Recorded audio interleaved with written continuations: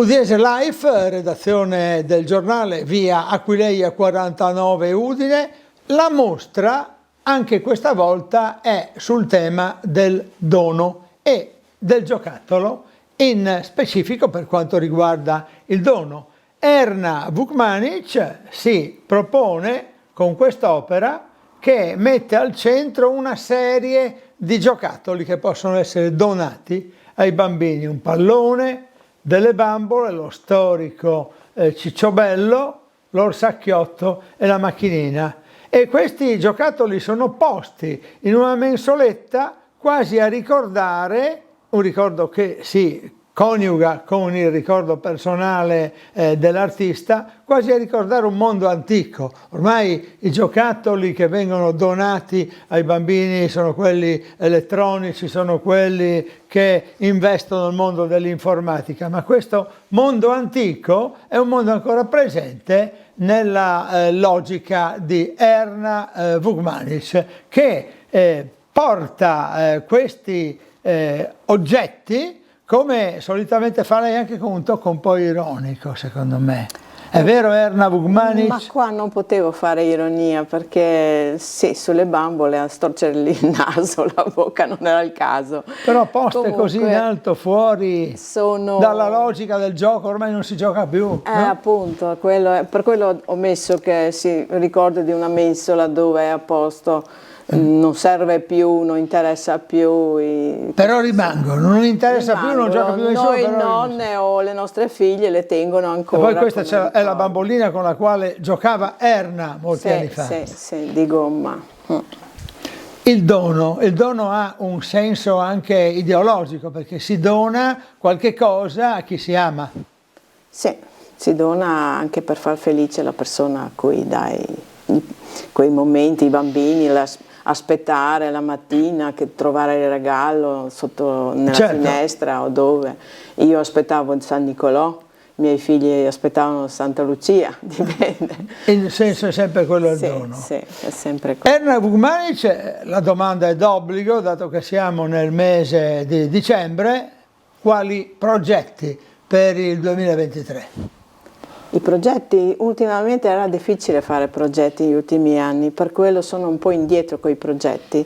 Aspetto un momento, spero che si avvia di più. È già qualcosa in mostre che sono aumentate, speriamo che aumentino di più.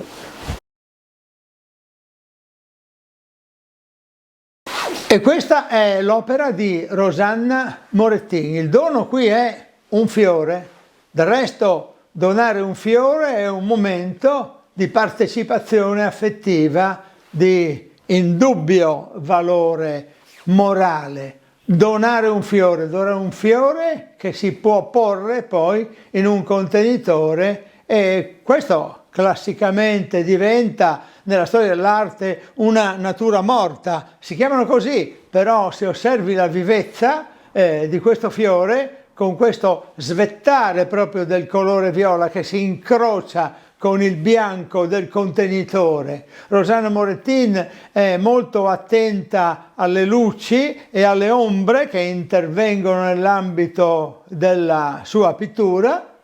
Ha svolto diverse operazioni culturali in diverse gallerie. Ultimamente è stata inaugurata una sua mostra, non soltanto qui in via Aquileia 49, dalla quale sede di Udinese Life vi parliamo, ma è stata inaugurata una sua mostra anche a Pordenone, e questa mostra sarà visibile poi fino a oltre il periodo natalizio.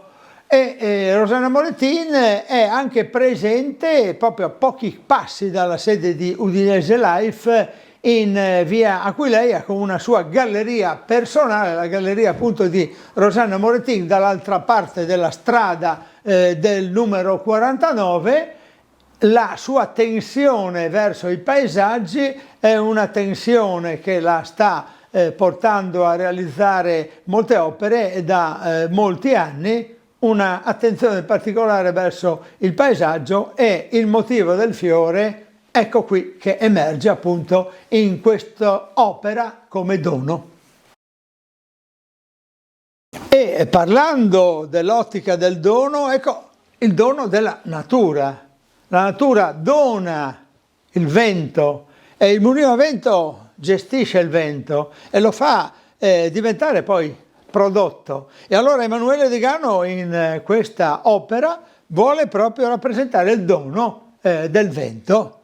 È un'opera che richiama la duttilità di Emanuele Degano di affrontare moltissime tematiche con figure e con astrazioni e con una tensione particolare, insomma, nei confronti di tutto ciò che è pittura. Una generosa partecipazione, potremmo dire, quella di questo autore alla storia della pittura.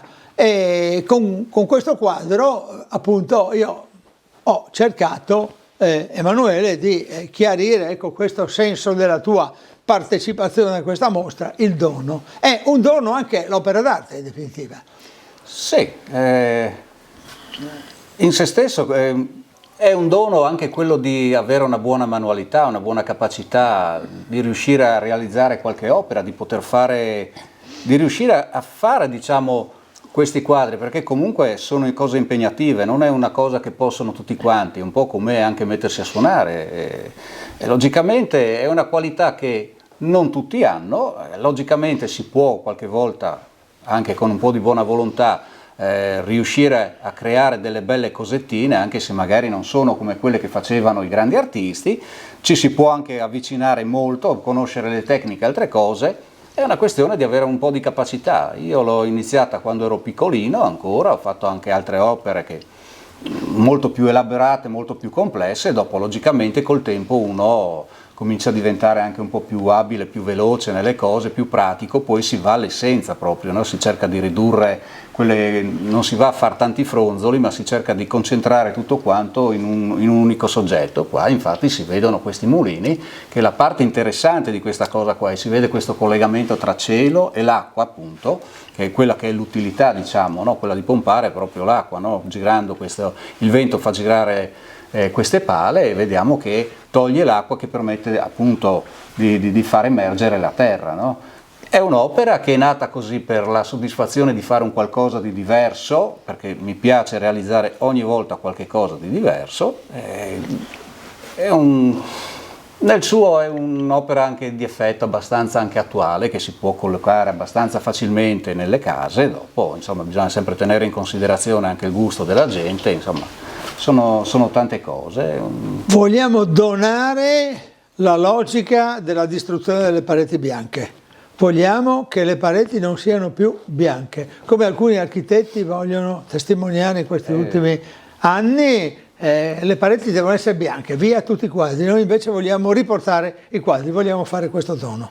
Beh, io credo che si possa fare, perché tante volte noi non ce ne accorgiamo. Non voglio adesso dire nomi, marche, altre cose, ma se guardiamo le pubblicità e quando vediamo determinati ambienti, vediamo che comunque non sono proprio tanto vuoti, tanto spogli. Sì. E si possono notare molto spesso che hanno dei bei quadri, delle belle cose che vengono dalle varie mostre, anche dai vari concorsi. E se guardiamo anche e soprattutto i film americani, tenete presente che quando vedete qualche film, tante volte puntano proprio a un'opera, che noi non ce ne accorgiamo, vediamo, ci sembra parte della scena, ma in realtà propongono un qualche cosa, ed effettivamente non è finita l'arte, è ancora tutta in evoluzione, e credo che si possano fare molte cose. È solamente una questione adesso di conoscenza dei materiali, che tante volte noi ci limitiamo, perché se continuiamo ad usare sempre i soliti materiali, i soliti colori, non possiamo ottenere cose molto diverse, quindi siamo tutti più o meno a riprodurre determinati soggetti, ad ottenere determinati risultati. Ma la conoscenza, e difatti non a caso sono venuti fuori ultimamente quelle opere che si vedono fatte con la resina, queste cose qui, chi usa il filo di ferro, ho visto usare anche le gomme della bicicletta, qualcuno creare, tagliate a pezzettini, attaccate, si possono fare tantissime cose, e tutto sta nel conoscere nuovi materiali, fare qualche cosa di diverso dal solito per poter creare qualcosa, una nuova creatività. Una nuova creatività.